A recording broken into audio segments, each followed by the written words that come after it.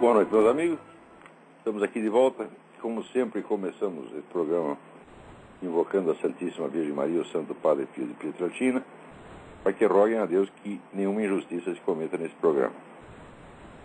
Queria lembrar aqui vocês o curso Conceitos Fundamentais da Psicologia, que vai ser proferido por mim aqui em Coronel Heights, Virgínia, de 14 a 19 de setembro. Ainda há tempo para quem quiser se inscrever. Inscrições e informações do Sr. Eduí, telefone 041 9974 4443 ou 041 3527 0987. O programa do curso está lá na minha página www.olavedecarvalho.org. Também aqui estão formando uma turma para o curso do meu filho Luiz Gonzaga de Carvalho Neto, Gugu, em Fortaleza. Contatos com Renata, 085-8652-0581. Se quiserem formar turmas em Belo Horizonte e Brasília, contatos com o senhor Eduí no mesmo telefone que eu já dei. Também queria lembrar aqui que estão aí abertas as inscrições para o concurso de monografia de estudo sobre estudos políticos no site www.faroldademocracia.org. E também aqui, o meu filho, Luiz Gonzaga de Carvalho Neto, o Gugu, vai dar um curso nas Artes Sagradas, que vai começar em 2 de setembro. Informações na página www.luizgonzagadecarvalho.com.br. Luiz é com Z. Muito bem. Aqui me chegou a notícia, é difícil chegar uma notícia boa, mas aconteceu que a terceira vara civil federal de São Paulo recusou o pedido do Ministério Público Federal. Veja você, o Ministério Público Federal queria que todos os símbolos religiosos fossem retirados de prédios públicos, né? Aqueles famosos crucifixos que realmente tem atrás da mesa do juiz, quando o juiz é religioso, quando ele não quer, ele tira, né? E também Bíblias, né? Se você entrar com Bíblia num prédio público, você estaria cometendo uma infração. Essa ideia de jirico só podia passar na cabeça do Ministério Público Federal mesmo. E foi claro que foi indeferido. A juíza, na sentença, ela diz o seguinte: que é natural a presença de símbolos religiosos cristãos num país de formação cristã. Isso é uma coisa mais óbvia do mundo, né? 2. Que, sem qualquer ofensa à liberdade de crença, garantia constitucional, e que, para os agnósticos ou que professam a crença diferenciada, aquele símbolo nada representa, a semelhança a um quadro ou escultura. É um negócio decorativo apenas. Ela tem toda a razão. E terceiro, que Estado laico não quer dizer necessariamente Estado antirreligioso. Aliás, é até o contrário. Ela diz que o Estado laico foi a primeira organização política que garantiu a liberdade religiosa. A liberdade de crença, de culto e a tolerância religiosa foram aceitas graças ao Estado laico e não como oposição a ele. Assim sendo, a laicidade não pode se expressar na eliminação dos símbolos religiosos, mas na tolerância aos mesmos. É claro, mesmo porque você não pode esquecer que ateísmo militante é uma tomada de posição, é uma corrente de opinião em assuntos religiosos. É uma espécie de teologia. Por que essa tem que predominar sobre todas as outras? Por que você vai, sob a desculpa de liberdade religiosa, você vai proibir o exercício público da religião? Quer dizer, esse é um dos muitos casos em que esse pessoal revolucionário quer inverter 100% o sentido dos textos legais e de todas as palavras. Quer dizer, já tenho demonstrado que esse processo de inversão é a natureza mesmo do pensamento revolucionário. Esse pessoal não para. Essa coisa típica de, por exemplo, você pega uma coisa que você quer atingir, que você acha que é desejável no futuro, você inventa um direito que você quer conquistar e você começa a raciocinar como se esse direito já existisse e estivesse sendo infringido. Por exemplo, aqui o pessoal alega, não, a Constituição do Estado tal como só admite casamento de homem e mulher, está infringindo o direito dos gays ao casamento. Falar, mas esse direito não existia, como é que um direito inexistente pode ser infringido? Aliás, não existe um só exemplo na história humana onde casamento de homem com homem fosse reconhecido. Né? Gay existe e sempre existiu. Né? Às vezes, em certos lugares, era até elegante e até obrigatório. Em Roma era obrigatório. Né? Se o imperador quisesse comer você e você não quisesse, você estava lascado, morria, era entregue aos leões. Quer dizer, ou você é comido pelo imperador ou é comido pelo leão. Não tem alternativa, tá certo? Eu não sei lá que interesses eróticos o leão poderia ter por você. Né? Realmente eu acho que ele comeria você, mas eu creio que seria por via oral. Né? E então era quase, veja, a viadagem em Roma era quase obrigatória, meu filho. Tá certo? E, no entanto, não existia casamento gay. Não é isso? Na Grécia, ali em Atenas, aqueles discípulos de Platão ficavam aquele tempo todo naquela viadagem. Tem até no banquete, né? O velho Sócrates lá, já está com 80 anos, né? O sujeito está cansado e vai dormir. Chega lá o Alcebiades para passar a mão no velho, pô. Quer dizer, não perdoa, né? Aquele negócio do Luiz Gonzaga, não meu filho, mas o rei do Baião, né? Apagar o candeeiro, derramar o gás. Não me respeitaram, nem eu que sou pai. Então tá lá o velho Sócrates dormindo, vai lá o outro encoxar o velho, pô. E isso era assim, era normal na alta sociedade, era elegante. E, no entanto, não tinha casamento gay. Casamento gay nunca existiu. Então como é que você pode ter a ideia de que uma coisa inexistente, hipotética, futura, utópica, é um direito que está sendo infringido? Quer dizer, é um raciocínio perfeitamente inverso. Para você um direito ser infringido é preciso que ele exista. Né? Ou, vamos supor, há um direito que às vezes não existe num determinado país, mas é reconhecido nos outros países, no mundo inteiro. Né? Por exemplo, sei lá, a liberdade de imprensa em Cuba. Você pode dizer que em Cuba a liberdade de imprensa é infringida? Tá certo? Não porque ela seja um direito consagrado na Constituição cubana, que não é, tá certo? Mas porque ela existe no mundo inteiro. Todos os países em volta, menos lá. Então é uma situação normal. Agora, se disser olha, existe casamento gay em tudo quanto é lugar, tá certo? E só aqui não tem. Sempre existiu, né? Ué, mas é isso que acontece? O fato é que nunca existiu. Então, do mesmo modo, esse negócio de você retirar símbolos religiosos, alegando, né, a laicidade do Estado, falar, Estado laico, meu filho, existe há 4 séculos. E ninguém tinha pensado nessa porcaria até agora. Aliás, o Estado moderno, né, ele surge exatamente para resolver o problema das guerras de religião. Né? Isso aí é só você estudar um pouco, você vai perceber. Quer dizer, a partir do momento que tem a reforma protestante, começam as guerras de religião, não só de católico protestante, mas de protestante com protestante também. Tá certo? Então a Europa vira uma bagunça, então daí surge a ideia de que você tem que criar uma autoridade civil que é, vamos dizer, independente dos grupos das facções religiosas e, portanto, pode arbitrar entre elas.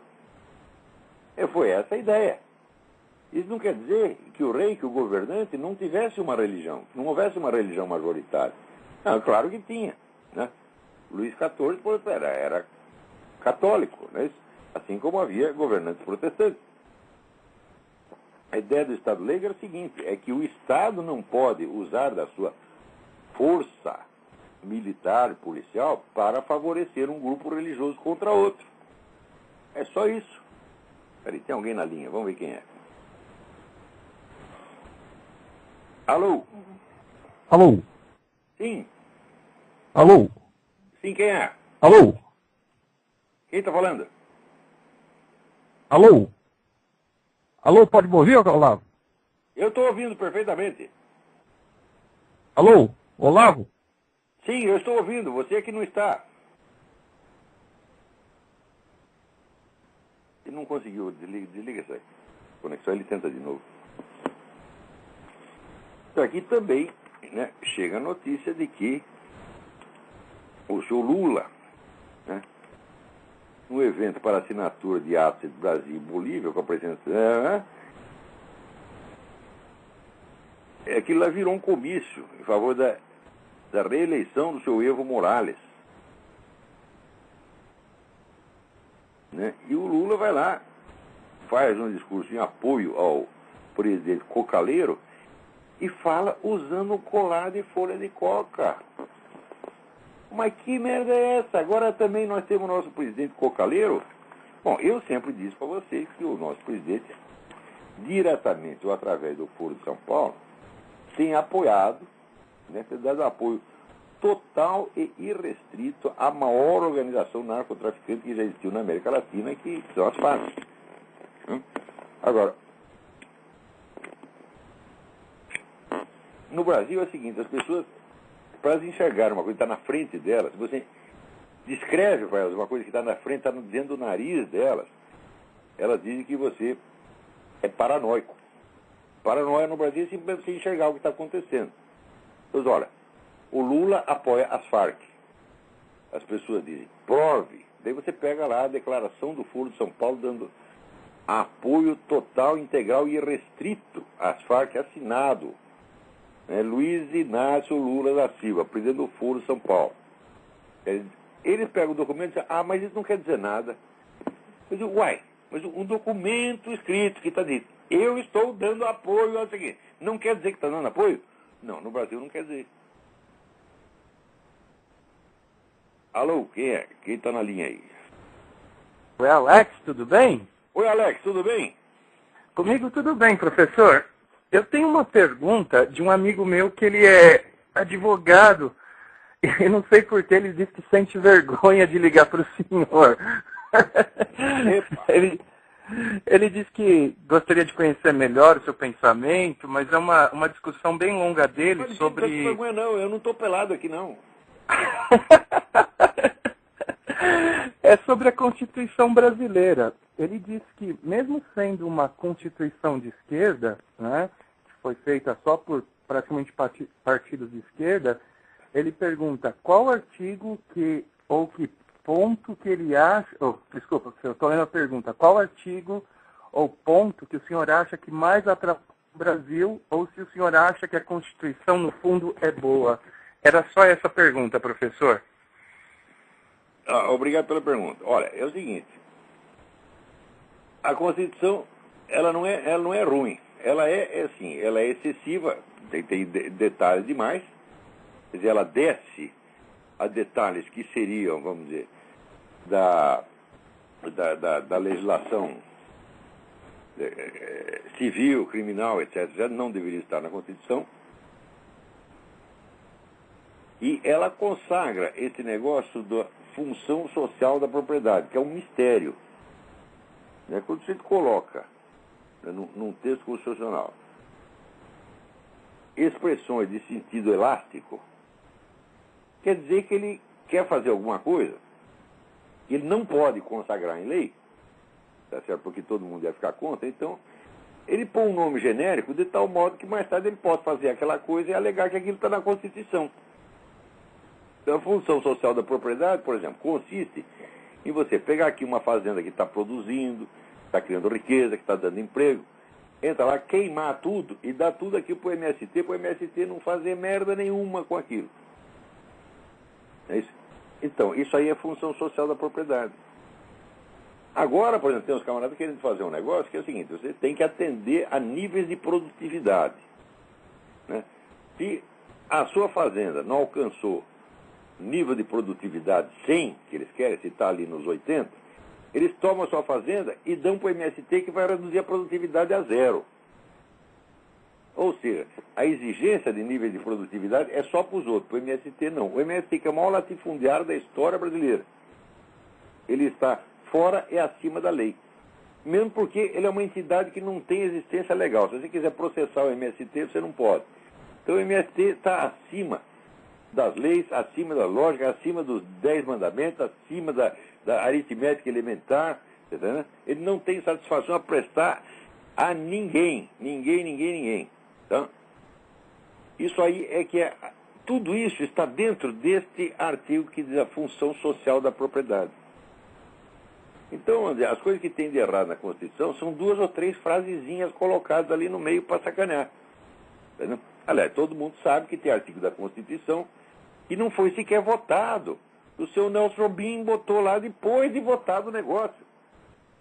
E eu quero saber como é que o sujeito que faz uma coisa desta não está na cadeia. Né? Quer dizer, é a maior fraude legislativa da história humana. Quer dizer, o sujeito inventa 2 artigos da Constituição e mete lá, depois de votar, tirou da cabeça dele. Em qualquer país decente, o cara que faz isso está na cadeia. No Brasil, vira ministro da Justiça, porra. Eu não lembro que artigos são esses, não são nem artigos importantes. Mas o cara meteu lá, né, sem consultar ninguém. Então, ele virou o poder legislativo, porra. Né? Então, a Constituição precisava apenas um copydesk. Né? Tem uma frase ali que certamente eu mudaria, eu jamais deixaria passar, onde diz que o brasileiro tem direito à saúde.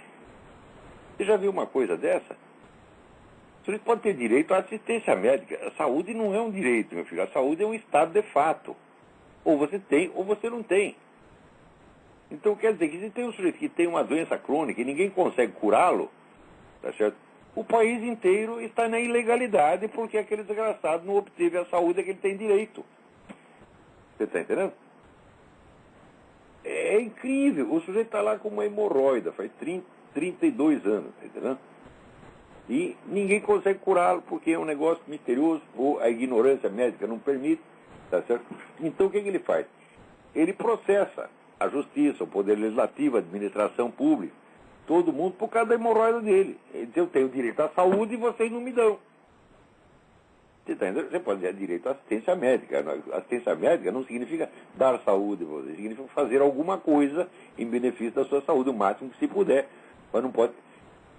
Só Deus pode garantir a saúde. Aliás, se Deus quisesse garantir a saúde, não haveria doença. Ele colocou a doença como uma coisa inerente à condição humana. Está lá explicado na Bíblia, pô. Quando Adão foi posto para fora do paraíso, falou, agora, meu filho, agora tu tá fudido mesmo, tá entendendo?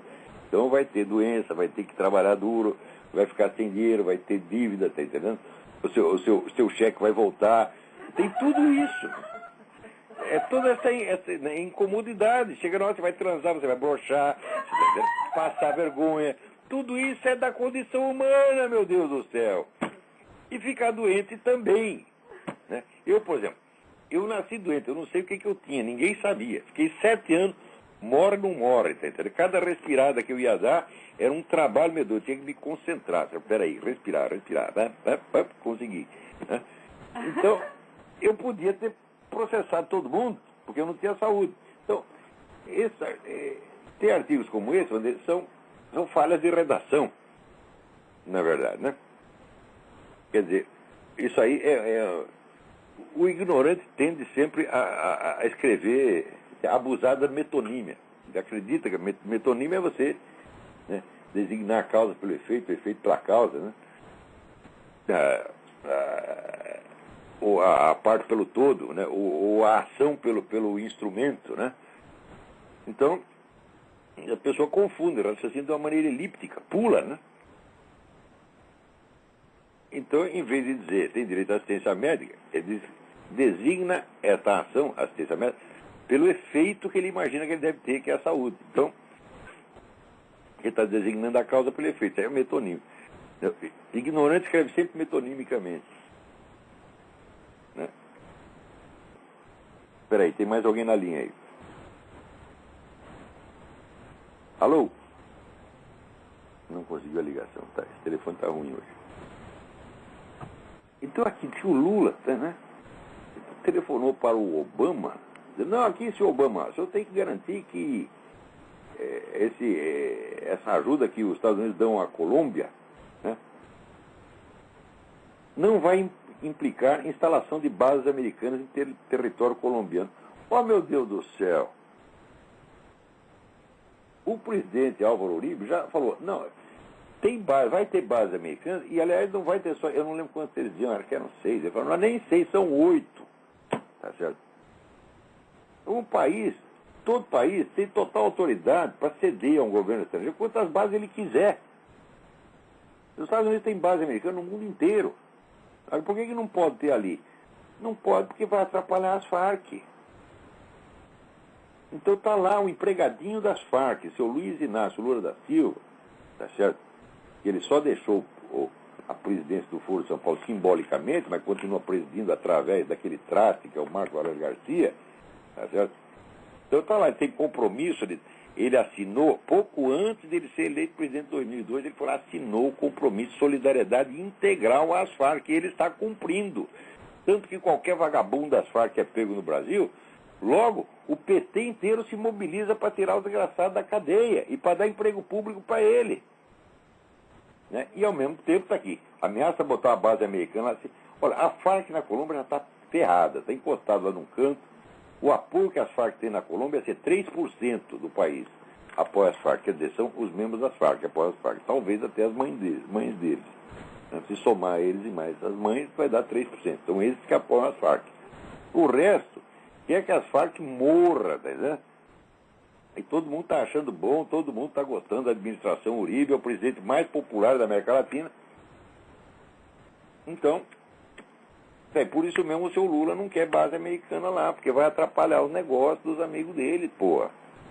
Negócio que envolve, né, o seu Fidel Castro. Fidel Castro é o maior narcotraficante da América Latina, ele, na verdade, é a cabeça das Farc. Tem até um livro que nós botamos no Mídia Sem Máscara, é o livro inteiro lá, eu esqueci o nome do autor, é um oficial colombiano, não é o Luiz Viramarim, é outro. Esqueci. Não é o oficial colombiano, não, é um cubano. Que é o livro que chama A Máfia de La Habana. Então, está lá explicado, leiam aqui, vocês vão entender que o interesse que o Fidel Castro tem nessa coisa. Envolve também esse vagabundo desse Zelaya, você está entendendo? O Zelaya estava lá, para quê? Para franquear o território de Honduras ao transporte de drogas para os Estados Unidos. Então, agora o Lula está preocupadíssimo. Vai acabar a mamata. Ele telefonou para o Obama. Acontece o seguinte, esse pessoal imagina cada coisa, eles não conhecem os Estados Unidos. Olha, todo esse serviço diplomático brasileiro, esses comentaristas políticos, esses analistas políticos, analistas estratégicos, meu Deus do céu, isso é tudo um bando de analfabeto, inculto, despreparado, eles não sabem nem como funciona os Estados Unidos. Eles acham assim, que o presidente americano é que nem o presidente brasileiro, pode fazer qualquer coisa. Qualquer coisa, né? A coisa não é assim. E você acha, chegou um presidente novo, mudou tudo. Eu digo, não, meu filho, tem ações de longo prazo que foram decididas, por exemplo, pelo Pentágono, 3 ou 4 ou 5 ou 10 anos atrás, e que elas prosseguem normalmente, independentemente de quem está na presidência. Essas bases militares na Colômbia, você acha que quem inventou foi o Barack Obama? Não, isso está sendo discutido há muitos anos. E já está decidido o que é para fazer, e se chegar lá o Barack Obama, tá certo? O seu Zezinho, ou eu na presidência americana, não vai mudar nada. O que o pobre Barack Obama vai poder fazer? Mandar parar tudo?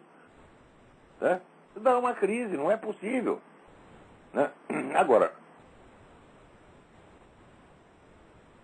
no Brasil, o Brasil sempre foi um país altamente centralizado. O Brasil até chegou a se chamar República Federativa por engano, porque a federação nunca existiu no Brasil. Né? Os estados aí no Brasil foram criados pelo governo federal. Aqui é o contrário, os estados existiam antes do governo federal, eles constituíram o governo federal e eles se reservaram a si próprios muitos direitos, que o governo federal não tem o direito de se meter lá.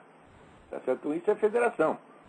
Agora, quer dizer, por exemplo, vou te dar um exemplo, essa política econômica do Barack Obama.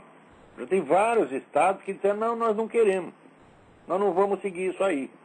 O que o Barack Obama pode fazer? Pode chupar o dedo, tá entendendo? Pode roer o pé da mesa. É isso que ele pode fazer.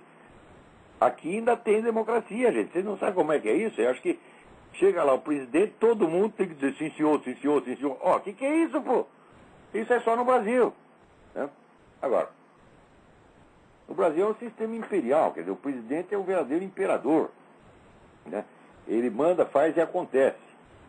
Daqui a pouco vamos dar um exemplo. Por exemplo, quando tem aqui um artigo que saiu, até saiu no Jornal do Brasil, um artigo assinado por um diplomata, eu não estou nem achando aqui tanto papel que eu já fico até confuso, né?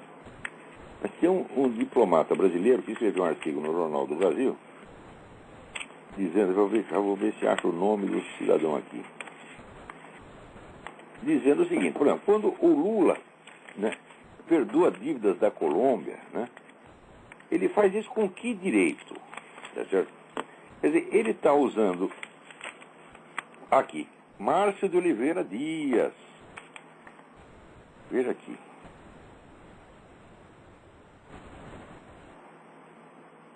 Olha aqui, mais um episódio fosco na história das relações econômico-diplomáticas brasileiras foi a capitulação da Chancelaria Nacional às descabidas exigências paraguaias sobre Itaipu. E aí vai, né? Daí ele pergunta, deixa eu ver.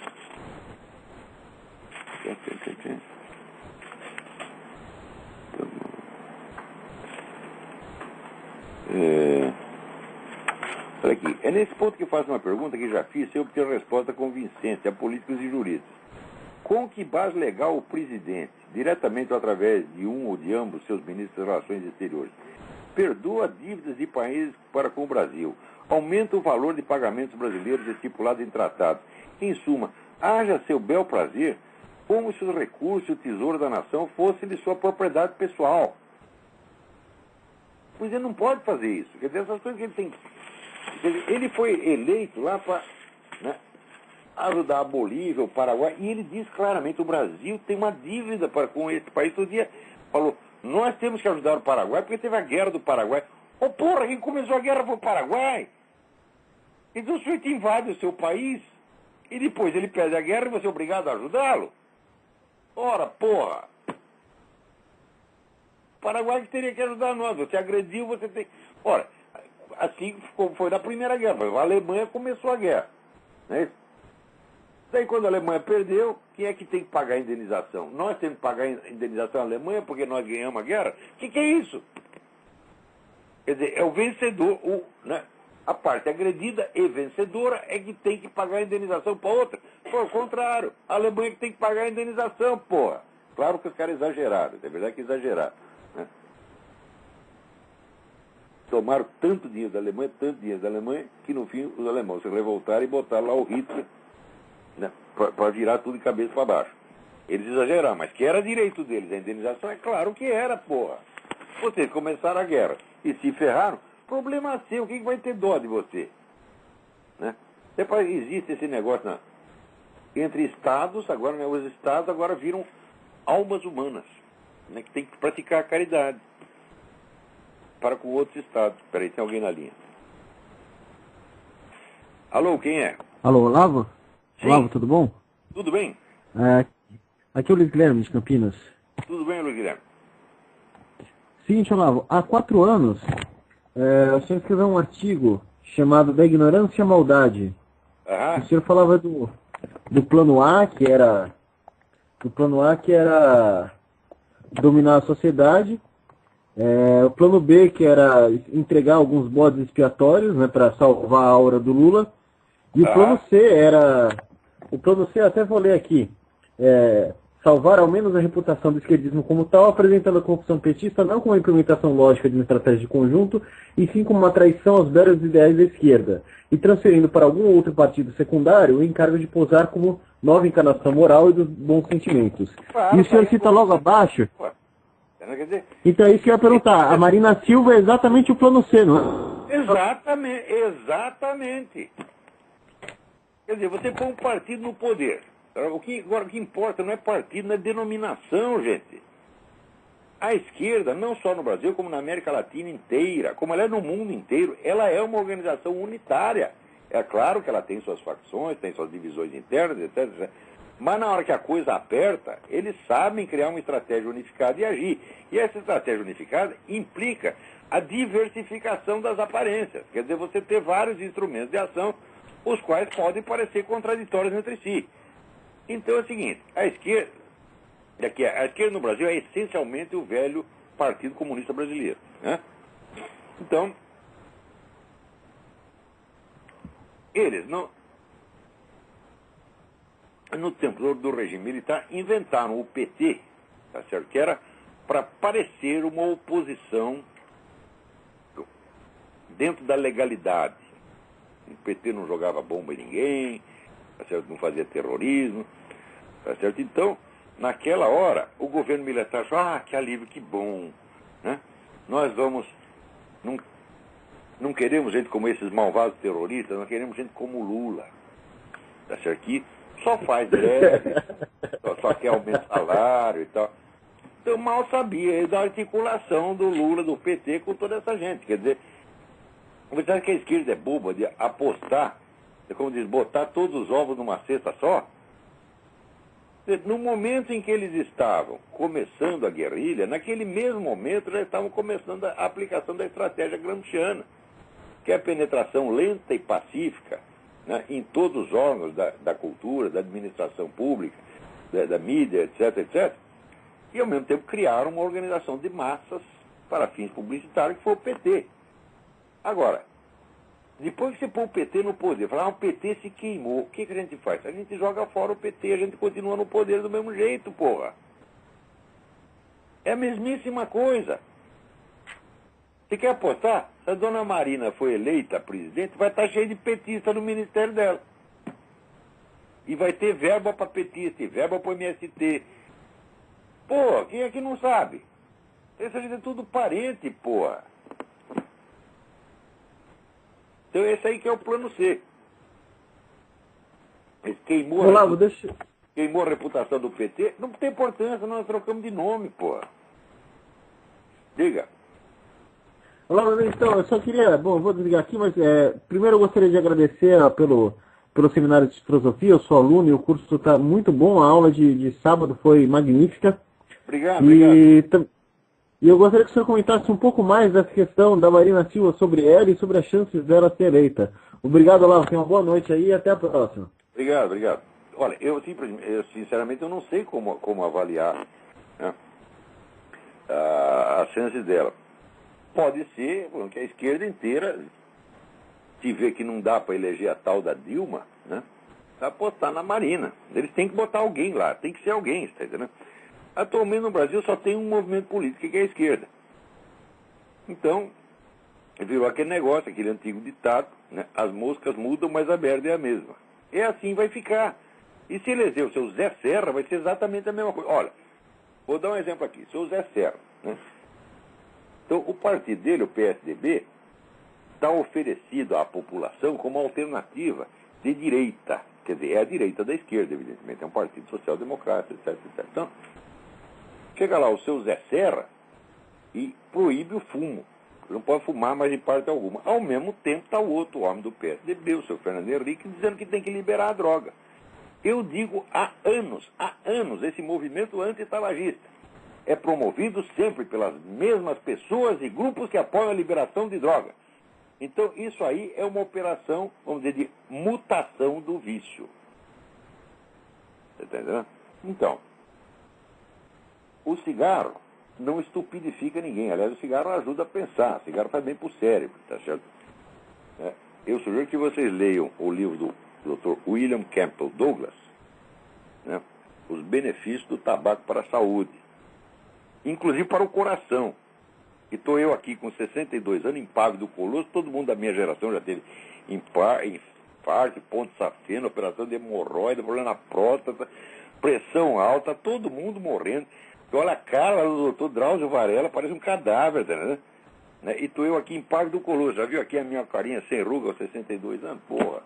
Né? Trabalhando 15 horas por dia, tem horário para dormir. Tô aqui, né? Então, o cara vem me dar lição de saúde? Vão a merda vocês todos. Né? Deixa eu não, professor, estou preocupado com a sua saúde. Eu quero ver você com a minha idade. Porra. Então, peraí, eu só acabou de explicar um negócio aqui, já entrou outra pergunta. Então, bom, tudo bem, vamos lá, vai. Alô, quem é? Oi, boa noite. É Fernando aqui de São Paulo. Tudo bem, professor? Tudo bem? Tudo jóia. Eu gostaria de perguntar ao senhor o seguinte, o que o senhor acha da possibilidade, só voltando um pouquinho um tema que o senhor já abordou hoje, que é o Álvaro Uribe tentar um terceiro mandato na Colômbia, se o senhor é favorável ou não, ou se isso vai dar munição, na verdade, para a esquerda criticar os conservadores. Está vendo? Vocês falam do Chaves, mas também o Uribe também quer tentar mais um próximo mandato, mais uma reeleição lá na Colômbia. O que o senhor acha disso? Uai, o Chaves, né, já virou presidente eterno. É isso. Então, qual é o problema do terceiro mandato? Eu não vejo problema do terceiro mandato nem para o Lula. Você pode mudar a Constituição. O que houve em Honduras é o seguinte: a Constituição hondurenha não permite propostas de mudança constitucional em período eleitoral, que foi exatamente o que esse vagabundo Zé lá está tentando fazer.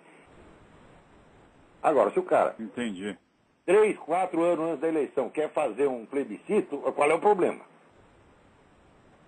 Você não pode dizer que o plebiscito feito pelo próprio Hugo Chávez foi ilegal. Não foi ilegal. O que foi ilegal é o resultado, que aquelas maquininhas tudo pertencem ao Hugo Chávez, então dá o resultado que ele quiser. Isso é que foi ilegal. Mas a realização do plebiscito em si não foi ilegal. Agora, em Honduras foi, porque a Constituição é muito clara. Não há propostas de mudança constitucional em período eleitoral. E foi exatamente o que o cara fez, 3 meses antes da eleição. Vamos fazer um plebiscito e mudar porque eu gostei do negócio aqui e não quero ir embora. Tá? Então, Tá bom, quem vai professor. fazer plebiscito para o Álvaro Uribe, para mudar a Constituição? Ué, que façam, não tem problema nenhum. Também, estou falando, do próprio Hugo Chávez não foi ilegal em si. Agora, eu sugiro que na Colômbia, né, não vai haver essa manipulação de maquininha. Porque é gozado. Entendi. O cara que é sócio da fábrica das maquininhas, que é o Jimmy Carter. O Jimmy Carter foi mandado lá como fiscal da idoneidade do plebiscito venezuelano. Vê se pode, rapaz. Não, os caras mandam logo o Jimmy Carter, professor, o maior puxa-saco de comunista que existe. Pois é, foi o pior presidente americano que já teve. Saiu de lá quase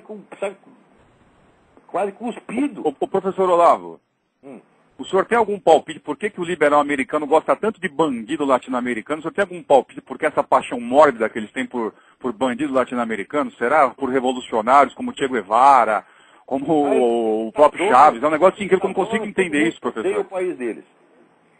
Olha, aqui tem um cidadão chamado Jack Wheeler. O Jack Wheeler é um caçador, explorador, montanhista, aventureiro, e é um grande psicólogo, né? E ele escreveu a teoria que é o medo do mal-olhado. Então, como é que é isso, professor? É o medo do mal-olhado. Quer dizer, você vê como o sujeito odeia você, né? Você imediatamente cai de joelho na frente dele, porque você acha que o que ele pensa de mal de você vai fazer mal. Ai, meu Deus. Você vai cair da escada, você vai ser atropelado, você vai ter uma hemorroida. Então você já começa a puxar o saco dele imediatamente. E ele acha que esse pessoal aqui dessa elite americana é tudo assim. Eles dizem, os caras querem matar a gente. Eles não vão conseguir matar, mas de tanto eles pensar mal de nós, a gente vai cair da escada. Então eu vou começar a puxar o saco deles imediatamente. E eu acho que ele tem razão.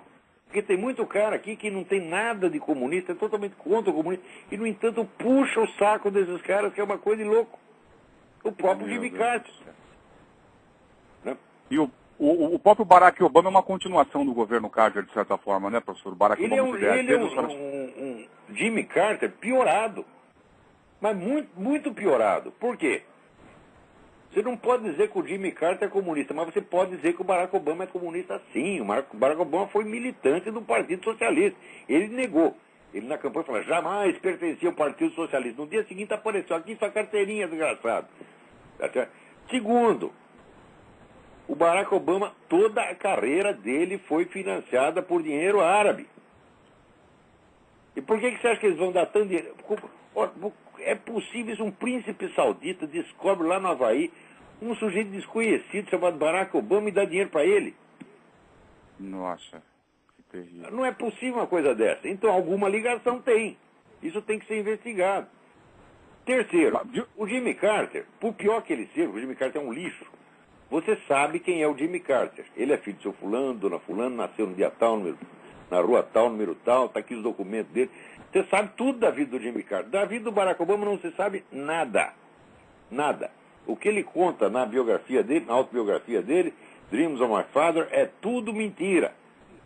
Né? Durante a eleição, o pessoal viu, olha aqui, vocês ficam duvidando que ele nasceu no Havaí, tem aqui, né, o anúncio do nascimento publicado no jornal, no dia do nascimento, na semana do nascimento. Bom, resultado. Está lá o anúncio, né? Seu fulano, dona fulana, rua tal, número tal, tiveram um filho. Não diz nem onde o filho nasceu. Quer dizer, isso não prova que nasceu no Havaí, evidentemente. Né? Quando foram ver, agora foram investigar, o seu Barack, né? Barack pai e Barack mamãe, jamais moraram naquele endereço. O anúncio é fake. Não o anúncio, o conteúdo do anúncio é fake. Ou seja, tudo que se vai investigar da vida do Barack Obama, descobre que era mentira.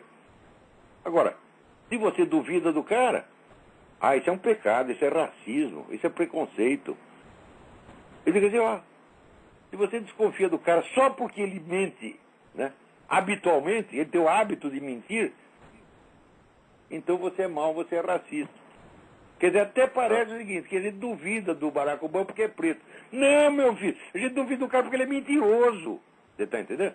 Se fosse a Branca de Neve e contasse essa história que ele conta, ninguém ia acreditar, porra. Ô, professor Olavo, e como é que está a repercussão? Parece que um pouco esse bloqueio midiático em torno, essa blindagem midiática em torno do Obama está caindo um pouco, porque até que aquele pôster do Barack Obama, caracterizado como Coringa, escrito socialismo embaixo, está sendo bem divulgado. Até já vi em vários sites esse pôster aí, né? Nos posters também, inclusive. A lenda do Barack Obama é assim, é aquele filme Dama por um Dia, você está entendendo? E você pega o sujeito, dá um banho de loja nele, fica todo bonito, no dia seguinte todo mundo quer dar um pé na bunda dele. É o que está acontecendo aqui. Ele tinha apoio de 82%, já está em 45%. Nunca houve uma queda tão rápida. Você viu, o próprio Jimmy Carter, que terminou a gestão dele com 20% de apoio, ele levou 4 anos para chegar nos 20%. O Barack Obama vai chegar em 20% daqui a 2 meses. Porque ele chegou com um plano de saúde que é uma monstruosidade, chegou com essa ideia idiota do estímulo, vamos botar dinheiro do Estado, então, gerar emprego. Não gerou nenhum emprego. Ao contrário, o desemprego está crescendo cada vez mais.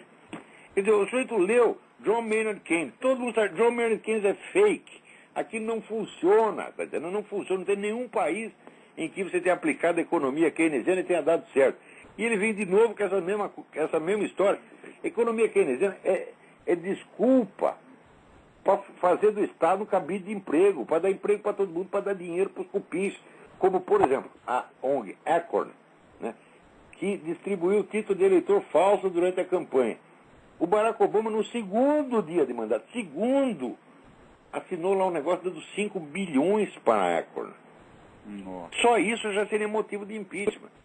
Então, a política do Barack Obama é pegar o dinheiro do Estado, distribuir para os cupincha dele, tá, e encher de comunista no governo, comunista e terrorista no governo, e destruir os Estados Unidos. A ideia dele é essa, ele odeia os Estados Unidos, meu Deus do céu, a coisa mais óbvia do mundo.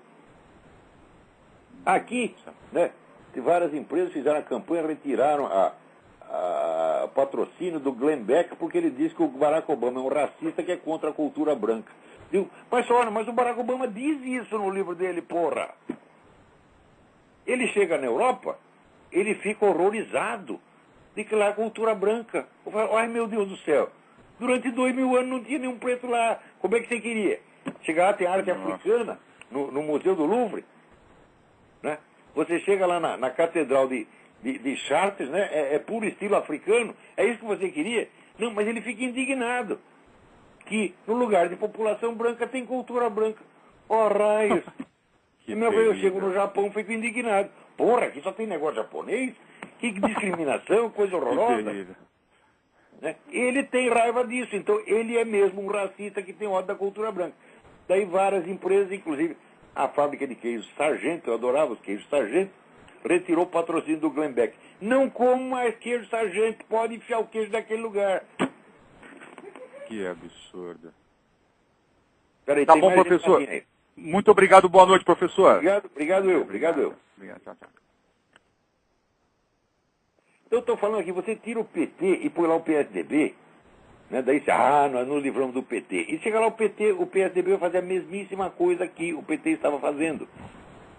Porque o próprio Fernando Henrique já declarou, não há diferença ideológica entre nós, PT e PSDB, há apenas disputa de cargo.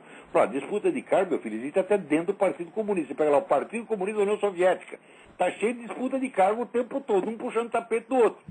Agora, todos dentro da mesma estratégia. Tanto que já está aí o Fernando Henrique dizendo que precisa liberalizar a droga, porra. Se liberalizar a droga para quê? Para legitimar a posição das Farc e transformar esses bandidos que já mataram 30 mil pessoas e mantêm 7 mil sequestrados em cativeiro. Depois de ter feito tudo isso, eles vão ser premiados. Eles viram um partido político e chega à presidência da República, em vez de ir para a cadeia ou para o pelotão de fuzilamento, como seria certo. Peraí, quem está na linha aí? Alô, Olavo? Eu? Aqui é Eduardo Paiva, tudo bem? Eduardo Paiva? Isso. Tudo bem? Posso fazer uma pergunta? Faça. Olha só, eu queria saber se você já leu alguma coisa em algum lugar, ou lá, de algum país que tem uma lei que dá um direito ao cidadão, e se o cidadão tem esse direito, ele é punido? Se o cidadão fizer o quê? Eu não entendi a sua frase. Se o cidadão exercer o direito que dá, ele é punido. O direito de? Um direito qualquer direito. Bom, isso aí por definição isso não pode acontecer, mas no Brasil acontece. Exatamente. Você exerce um direito, você é punido por ele. Por exemplo, você já ouviu falar da lei seca no Brasil? Sim. Seca, se o policial te para na rua, te revista... Devia pegar a lei seca no Palácio do Planalto. Você não pode dirigir o automóvel depois de ter bebido um copo de cerveja. Mas esse desgraçado pode dirigir o país cheio de uísque na barriga. Então aplica lá no Palácio do Planalto, porra. Mas o detalhe é o seguinte, a lei diz que você é obrigado a se submeter ao bafômetro. Mas se você não aceita fazer o teste, o policial pode confiscar o documento e o teu automóvel imediatamente, sem você ter cometido crime nenhum. Pois é. É claro que isso aí é inconstitucional, é ilógico, é absurdo, mas no Brasil passa tudo. No Brasil tem duas leis contraditórias. Tem a lei de que você não pode falar mal dos gays, aí você está discriminando. Por exemplo, em São Paulo, você falar mal de um gay, você é multado, né? E tem a lei do ultraje a culto, que você não pode atrapalhar um culto religioso. Então, as duas leis se contradizem. Porque está lá o Papa falando, vocês não podem dar, porque na Bíblia é pecado, daí levanta o gay e xinga o padre, né? Então, estão os dois na ilegalidade. E o pior, Olavo, o pior é que a maioria das pessoas acha que isso é normal. Mas eu tô conservadoras. O brasileiro não acredita em realidade, você está entendendo? Ele não acredita que existe uma realidade, ele só acredita que existe o desejo dele. Acredita que o mundo é plástico e que tudo é possível desde que você invente uma lei, né, que decreta aquilo. Então, por exemplo, agora, né, as coroas de 45 anos passam a ter 25. Tá certo? Imediatamente o que acontece? Os peitinhos voltam para o lugar, né, as rugas desaparecem. Eles acham que é possível isso. Então isso aí é um voluntarismo absolutamente psicótico. Por exemplo, você pega o brasileiro, analisa e fala, tal política assim, por lei de causa e efeito, vai produzir tal e qual resultado, né? Eles não acreditam, eles acham que se você fizer pensamento positivo, não vai, né? Por exemplo, entrega todas as terras para o MST. Eu digo, o MST nunca vai produzir nada. Né? Tem uma época que fazia do MST, quem tomava aquela pinga morria.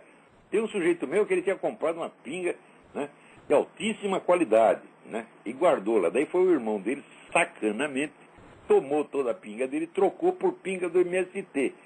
O cara tomou a pinga do MST e foi para o hospital. Entendeu? Então, isso é o máximo que eles conseguiam produzir. Então, você quer destruir a agricultura brasileira, que é a base da economia brasileira, entrega para o MST. E, no entanto, os caras continuam entregando, porra. Agora, Olavo, todo esse florescimento enorme que teve ali na zona de Mato Grosso, Goiás, foi numa região que era do MST, era tudo do MST, o MST foi lá, não fez merda nenhuma, não foi capaz de explorar, o que fez? Vendeu. Então os agricultores do Rio Grande foram lá e compraram, e hoje a prosperidade do Brasil depende disso. Tá aí, para isso que serve o MST. Agora, a lei quer que seja o contrário. Então, quer dizer, você modificar, né, o mundo pela lei, revogar as leis da lógica elementar, né, revogou a aritmética elementar, revogou a álgebra, revogou os 10 mandamentos, revogou a teoria da relatividade. Né? Pô, é tudo por lei agora. Então, é uma Olavo, de irrealismo, onde as pessoas não acreditam que existe a realidade objetiva. mas o pior é que a maioria das pessoas concordam com isso. Como é que um país pode ter... um problema cultural. É. Quer dizer, um pessoal que... Olha, o conde Hermann Kaiserling, um filósofo, viajava o mundo, era um homem muito rico, viajava o mundo inteiro, escrevia um livro de viagem em cada lugar que ele ia.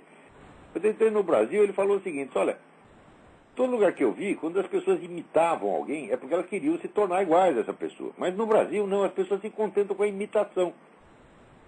Então, o que quer dizer isso? É um povo que vive na fantasia. Entendeu? Você não está enganando ninguém, está enganando só a si mesmo. E está contente, porque está se enganando a si mesmo. Tá difícil. Então, o Brasil tá difícil. O Brasil tá muito difícil. Mas obrigado, Olavo. Assim, no mundo inteiro, os garotos quando tocam punheta pensando na mulher, porque pretendem comer aquela mulher algum dia. No Brasil, não. Basta a punheta. Então, você está contente de pensar. Ele pensou que ele transou com a Sharon Stone, ele já está satisfeito. Então, é por isso que não vai para frente, tá entendendo? Quer dizer, é uma cultura de gente irrealista. O Brasil está muito complicado. Alô? Aqui, estou falando no negócio das drogas. O México acabou de legalizar a posse das drogas.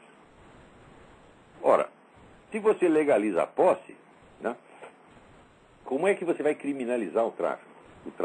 Quer dizer, é uma coisa que você pode comprar, mas não pode vender? Você cria uma situação de contradição jurídica que mais tarde vai ser resolvida mediante o quê? A legalização do tráfico, é óbvio. Alô, quem é? Alô, Vitor de Boston? Vitor, tudo bem? Tudo joinha, Olavo. Olavo, eu vi uma reportagem agora no Fantástico, nesse domingo, sobre um cara que foi preso, um judeu ortodoxo que foi preso, chegou na carceragem lá em São Paulo, raparam a barba dele e tal. Aí a Globo mostrou... A barba do cara? É. Mas tudo bem, que isso foi um... São símbolos religiosos, não pode. Ali a cadeia é prédio público. Você entrou aqui com essa barba de judeu ortodoxo, nós vamos rapar você. Vamos mandar você para depilação. Sim. Então, a Globo mostrou indignação, houve lideranças judaicas que mostraram indignação quanto ao fato, mas o que eu pergunto é o seguinte, será que depois de toda essa imparcialidade que a Globo tem quanto à cobertura da guerra, do conflito de terra na Palestina, quando o próprio presidente do nosso país tem o Fórum de São Paulo que reúne as lideranças que dão apoio aos terroristas no mundo todo, os judeus, o pessoal da comunidade judaica no Brasil, eles são inocentes em pensar que isso não aconteceria, ou eles são suicidas maliciosos? Vamos falar o português claro. Olha aqui. A comunidade judaica está cheia de traidor, de filha da puta. Olha, tem 3 entidades que vivem de puxar o saco dos seus inimigos. As entidades são os Estados Unidos, a Igreja Católica e a comunidade judaica. Aparece um inimigo, o cara querendo ferrar com eles, imediatamente uma boa parcela dessas comunidades se apaixona pelo cara. Você quer destruir a Igreja Católica, no dia seguinte aparece um monte de padre falando bem dele. Você quer matar tudo quanto é judeu, no dia seguinte aparece um monte de judeu votando nele. Mas não votaram aqui em Barack Obama. 72% dos judeus dos Estados Unidos votaram em Barack Obama. Para no dia seguinte descobrir o óbvio. Ele é contra Israel. Fala, porra! Quem é que não sabia? Só vocês não queriam enxergar. Quer dizer, esse é um problema da boolice universal, você está entendendo? E realmente, como você falou, isso se estende a todas as religiões, né? Porque, por exemplo, quando o Papa foi ao Brasil, a representante da Igreja Católica brasileira foi a Ana Maria Braga. Uma mulher que tem mais crença ela tem tudo quanto é tipo de crença, acredita em budismo, acredita em macumbaria, acredita em tudo quanto é coisa. E foi lá para apostólico macumbeiro, é isso mesmo, é. Agora, por que não existe ninguém que vai lá e denuncia isso aí? Isso é medo, será? Não, você vê que nos últimos 30 ou 40 anos, a partir da hora que a mídia ocidental foi unificada, quer dizer que 5 ou 6 empresas tomaram conta de tudo, a mídia toda virou manipulação. Não é a mesma coisa você ler um jornal hoje e você ler um jornal de 30 anos atrás. 30 anos atrás havia distorções, é claro, tal, mas, na média, né, você conseguia ter uma visão do que estava acontecendo na sociedade através da mídia. Hoje você não consegue mais, porque o controle e a manipulação são totais. Tá certo? E essa mídia unificada, e mais empresas de propaganda, estão criando, vamos dizer, um tipo de cultura que é para deixar as pessoas covardes mesmo. Veja, aqui nos Estados Unidos você não pode tomar um copo d'água porque a água está cheia de hormônio feminino, porra. Resultado, a contagem de espermatozoide no saco dos americanos é hoje 50% do que era 30 anos atrás. Veja que coisa terrível. E ao mesmo tempo, todo lugar, a cultura da boiolice.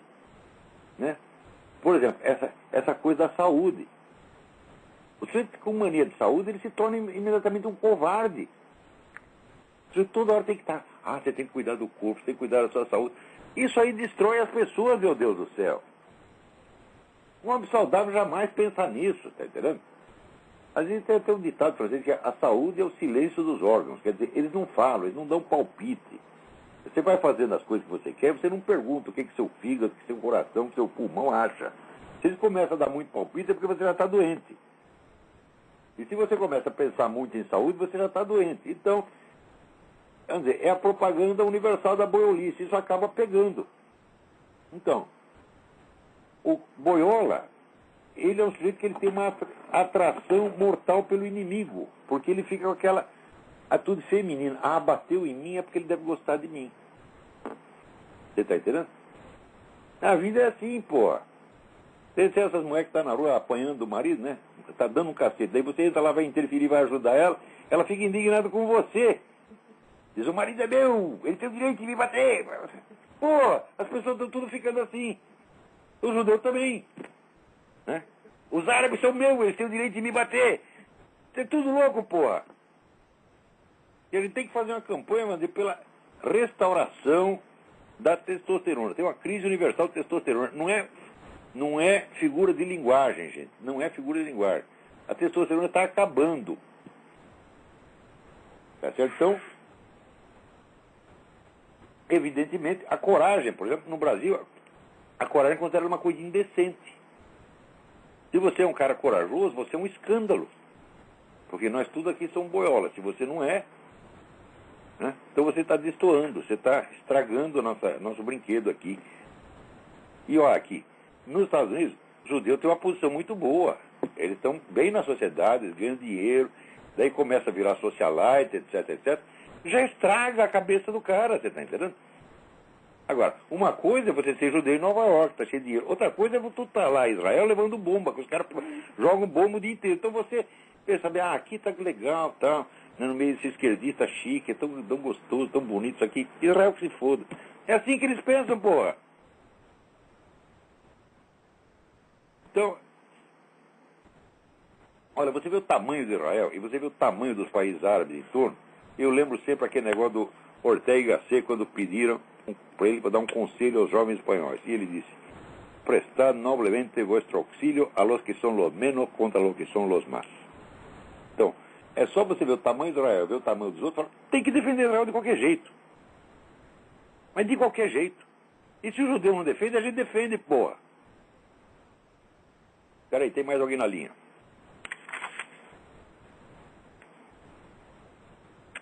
Alô? Acho que falhou. Agora está aqui o FHC dizendo, é impossível imaginar um mundo sem drogas. O FHC, Existe mundo sem crime? Hã? Vamos legalizar o crime, porra. Caraca. Existe mundo sem safadeza? Não. Então vamos legalizar tudo quanto é safadeza, porra. Hã? Existe mundo sem mentira? Como, por exemplo, você está dizendo? Né? Parece que está dizendo a verdade, mas só para passar uma mentira. Então vamos legalizar isso aí. Não precisa mais dizer a verdade, porra. Peraí, Ih, nosso tempo acabou. Poxa, passou rápido, tinha tanta notícia aqui. Então, né? Ó, só para acabar, presta atenção nesse negócio. O Jorge Soros investiu 800 milhões na Petrobras, 2 dias depois descobriram uma reserva de petróleo, não sei quem, no pré-sal, que eles já sabiam fazer 20 anos, anunciar as ações do Jorge Soros foram para a Lua. Agora ele investiu de novo. E o que acontece? O governo americano vai emprestar um dinheiro para o Brasil furar o petróleo lá no pré-sal. Atenção, tudo isso aí é inside information, tudo isso aí é crime, gente. Investiguem e descubram. Tá? Então até a semana que vem, muito obrigado.